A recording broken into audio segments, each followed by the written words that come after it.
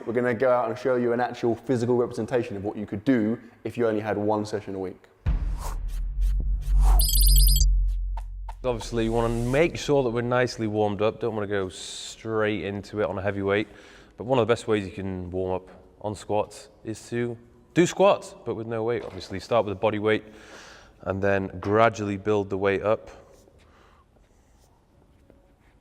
You're going to take a stance just wider than shoulder width apart.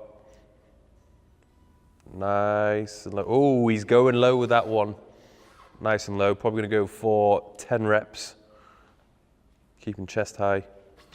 Making sure the knees are following the same direction in which your feet are pointing.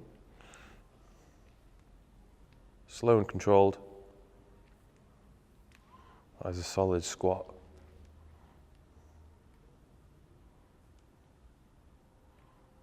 Good. You don't always have to go ass to grass, just go down to the point which is within your range of motion. Good. And then we're going to move on to flat barbell press. First thing you want to do before you start is retract your shoulders, pop your chest out. That's good. You're going to come down slowly, just to the bottom of your pec, and then press up. Nice and slow. And up again. You want to try and maximize tension in the pecs, so as you drive up, it's almost like you're having the intention of trying to bring your hands together, just to try and improve how much pectoral fibers are going to get firing. Again, we're just going to aim for around the 10 rep range, especially if you're a beginner. No need to go too heavy with this. And obviously you don't really want to go to failure on this exercise, because if you're training by yourself and you don't have a spotter, it can be a little bit dangerous. So keep it safe. Next, we're going to go into deadlift.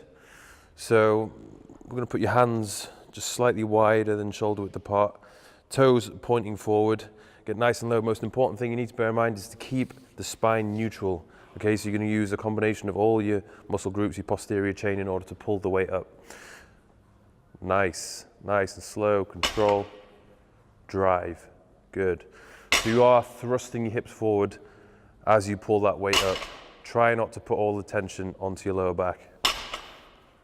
Good. And for those people who may struggle with getting that range of motion and getting that depth, you can also do the deadlifts off an elevated platform.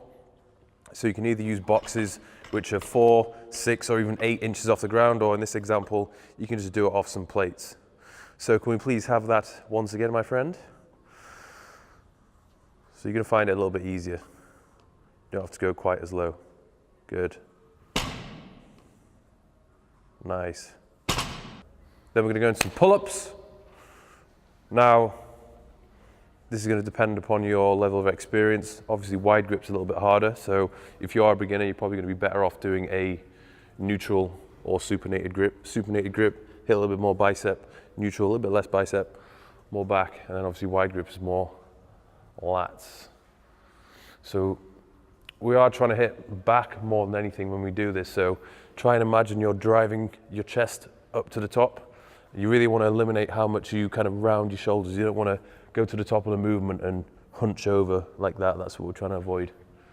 So chest high, shoulders down, pinch the lat, keep it nice and controlled. Up again. Pinch the lat, chest high, and back down to the bottom.